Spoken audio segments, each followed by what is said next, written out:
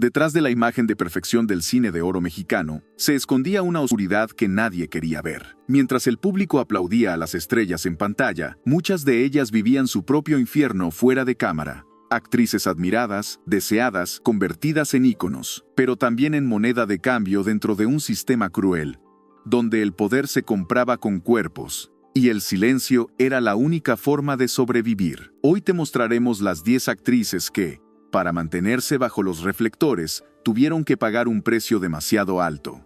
Este no es un homenaje, es una revelación. ¿Estás listo? Comencemos.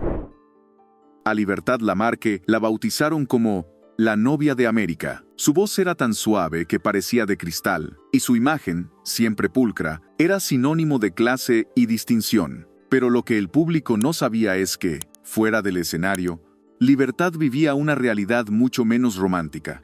En Argentina, fue una estrella total, hasta que se cruzó con Eva Duarte, la futura Eva Perón. Un enfrentamiento silencioso que muchos dicen fue el inicio de su caída. Los rumores decían que la incomodaba no solo por ser una rival en escena, sino porque Libertad se negaba a jugar el juego que otras aceptaban, el de complacer a los hombres poderosos que decidían quién brillaba y quién desaparecía. Tras verse prácticamente vetada en su país, escapó a México. Aquí encontró una segunda oportunidad, pero también un ambiente igual de corrupto. La presión era constante. Directores, productores, empresarios, todos querían algo más de ella. Ella, firme, decía que no, y por cada no, había una amenaza disfrazada de consejo. Así no vas a durar mucho, mi reina. Libertad no se quebró, pero el precio fue la soledad. Muchos la tildaron de difícil, de altanera, otros, simplemente, dejaron de llamarla, pero ella siguió adelante, sin vender su cuerpo ni su esencia. Su historia no es solo la de una cantante que emigró, es la de una mujer que decidió no ceder, en un mundo que castigaba a las que se negaban a obedecer. A Ninón Sevilla no la inventó el cine. Ella ya era una fuerza de la naturaleza antes de pisar un set. Llegó a México desde Cuba con una seguridad que intimidaba, y en poco tiempo se convirtió en la reina absoluta del cine rumbero, sensual, atrevida, magnética. Pero su ascenso meteórico no fue gratuito, ni casual. Detrás de su imagen de mujer libre, se escondía un sistema que la empujaba hacia una doble vida. En las películas encarnaba a la mujer deseada, pero en la vida real era invitada constantemente a cenas privadas, fiestas exclusivas, encuentros secretos. Y no se trataba solo de socializar. Ahí se cerraban tratos, y no siempre artísticos. Políticos de alto rango, empresarios extranjeros, hasta miembros del crimen organizado, todos querían estar cerca de Ninón. Se decía que había un catálogo no oficial donde su nombre aparecía en letras doradas. Ella, según cuentan, usaba ese poder a su favor. Sabía jugar el juego mejor que nadie, y lo hizo durante años. ¿Fue víctima o estratega? Tal vez ambas cosas. Lo que es cierto es que su carrera no sobrevivió al paso del tiempo como otras. Cuando dejó de aceptar ciertas invitaciones, también dejaron de escribirle papeles. Gloria Marín tenía una belleza distinta. No era la típica cara angelical. Su fuerza estaba en la mirada, en esa mezcla de orgullo y tristeza que enamoraba a la cámara. Y también escondía secretos. Desde joven entendió que, en el mundo del cine, ser talentosa no era suficiente. Había que caer bien, a los hombres correctos, en los momentos correctos. Y si no lo hacías, simplemente desaparecías. Tuvo un romance muy mediático con Jorge Negrete, pero lo que pocos saben es que, antes de él, pasó por manos que la marcaron de otra forma. Se hablaba de productores que le ofrecían papeles, pero con condiciones. Lugares donde no había casting, solo habitaciones cerradas. Y Gloria, desesperada por mantenerse a flote, terminó aceptando más de lo que hubiera querido. Una vez, al negarse a firmar un contrato con un empresario amigo del director, fue sustituida a última hora por una actriz más dispuesta. Ese episodio, cuentan sus cercanos, la hundió durante semanas.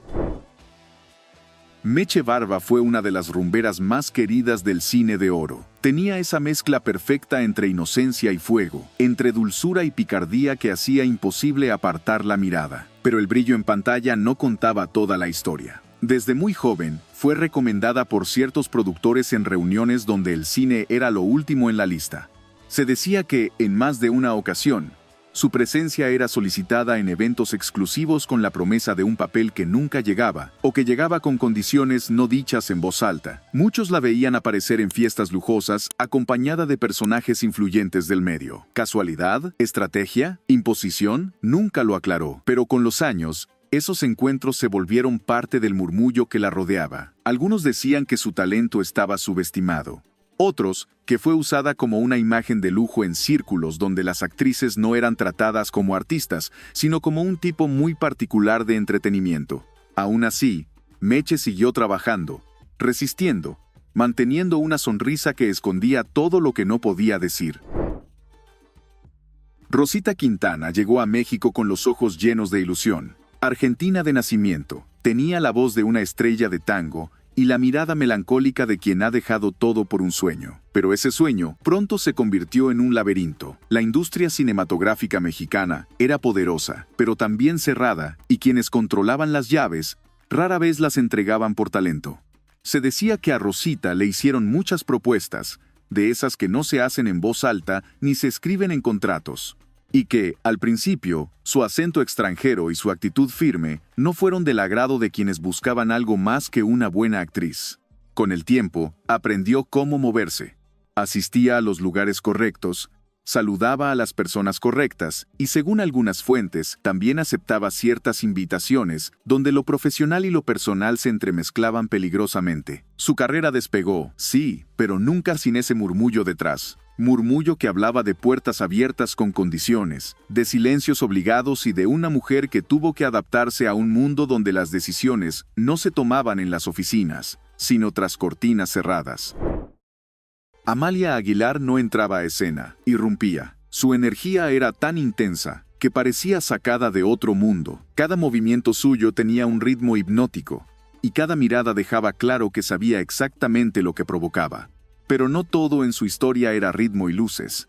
Dentro del ambiente artístico, se hablaba con frecuencia de su presencia en eventos privados de altísimo nivel. Cenas discretas, fiestas en mansiones, encuentros exclusivos con políticos, ejecutivos y figuras del poder. En esos lugares, no se hablaba de guiones, y sin embargo, de ahí salían muchas oportunidades. Algunos decían que Amalia era lista, que supo capitalizar su encanto en un mundo donde muchas se perdían. Otros aseguraban que la empujaron a jugar un rol que no había elegido. Sea como sea, lo cierto es que su nombre aparecía en todas las listas, tanto de películas como de asistencias especiales a reuniones donde la etiqueta y el interés se mezclaban peligrosamente. Evita Muñoz fue, por años, el rostro de la inocencia. Chachita era la niña que todos querían en casa, la hija perfecta del cine nacional, pero crecer bajo los reflectores no siempre es un privilegio. A veces es una condena. Desde pequeña, fue tratada como un producto valioso. Pero cuando dejó de ser la niña y empezó a convertirse en mujer, todo cambió. Su cuerpo ya no era visto con ternura, sino con una mirada distinta, más interesada, más calculadora. Intentó abrirse paso como actriz madura, pero se topó con una industria que la quería encasillada o sumisa. Los papeles no llegaban si no aceptaba ciertas condiciones.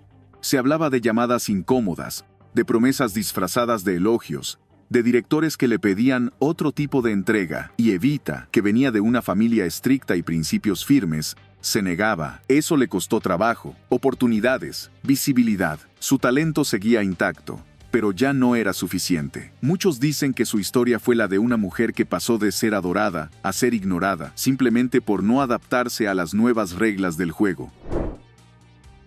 María Antonieta Pons fue la primera gran rumbera del cine mexicano. Su silueta escandalosa y su acento cubano rompieron moldes en un país que, hasta entonces, no estaba acostumbrado a tanta sensualidad en pantalla. Pero su carrera, tan intensa como breve, siempre estuvo rodeada de rumores. Detrás de cada película, había una historia paralela, la de reuniones privadas en las que su presencia era más solicitada que sus escenas. Se hablaba de fiestas lujosas, donde su nombre encabezaba las listas de invitadas especiales. ¿Casualidad? ¿Coincidencia? Lo cierto es que no eran encuentros de promoción ni de casting. Algunos decían que su éxito inicial fue patrocinado por figuras poderosas que la llevaban del brazo como símbolo de conquista. Otros, que su silencio frente a estas situaciones era una forma de protección. Lo que nadie duda es que su carrera se desvaneció tan rápido como despegó. Lilia Prado tenía una belleza distinta. No era solo sensual, era atrevida, libre, con un aire desafiante que la hacía destacar incluso sin decir una palabra. Fue musa de Buñuel y rostro de algunas de las películas más memorables del cine mexicano, pero también fue, según los susurros del medio, parte de un juego mucho más complejo. Desde joven se decía que su nombre circulaba en los pasillos oscuros de los estudios, que los contratos no se ganaban con audiciones, sino con cenas, visitas discretas y acuerdos nunca escritos. Ella misma llegó a decir, años después, que había visto cosas que prefería no contar. Hay quienes aseguran que fue elegida, no solo por su talento, sino por su disposición a moverse entre las sombras del sistema. Otros, que simplemente fue arrastrada por la maquinaria de una industria que sabía cómo envolver a sus estrellas y cómo usarlas a su favor. Marga López tenía ese tipo de rostro que inspiraba ternura. Era la madre perfecta, la esposa abnegada, la mujer buena que todos querían tener cerca. En pantalla, su imagen era sinónimo de pureza, de valores, de cariño verdadero. Pero detrás de esa dulzura, se escondía una historia que pocas veces se ha contado, porque a Marga no la cuidaron. La industria no perdonaba la inocencia, y menos cuando esa inocencia se convertía en un obstáculo para ciertos intereses. Desde sus primeros años en el cine mexicano, se enfrentó a un ambiente donde los halagos se transformaban rápidamente en propuestas disfrazadas. Se decía que más de una vez fue llamada a reuniones de cortesía, donde los guiones no importaban y las decisiones ya estaban tomadas, siempre y cuando ella aceptara ciertos acuerdos. Fuentes cercanas aseguraban que, aunque intentaba mantenerse al margen, hubo momentos en los que la presión fue insoportable. Que, en más de una ocasión, cedió no por ambición, sino por miedo a desaparecer del todo, porque en ese mundo, decir no podía significar el final. Lo más trágico es que su imagen pública nunca reflejó lo que realmente vivía. Mientras el público la adoraba como símbolo de valores, ella tenía que navegar entre silencios, miradas incómodas y decisiones forzadas. Hoy, esas voces calladas comienzan a encontrar eco, no para juzgar, sino para entender, para recordar que detrás de cada actriz icónica hubo una mujer real, con sueños, con miedos, con heridas que la fama no pudo borrar. ¿Y tú qué piensas de todo esto? Te leo en los comentarios. Y es que a veces, lo que no se ve en pantalla es lo más duro de toda la película. Gracias por acompañarnos en este viaje entre luces y sombras. Si este contenido te hizo pensar, sentir o recordar, no olvides suscribirte y compartir. Aquí, en Tiempos de Oro, seguiremos desempolvando los secretos del pasado, para que nunca se olviden.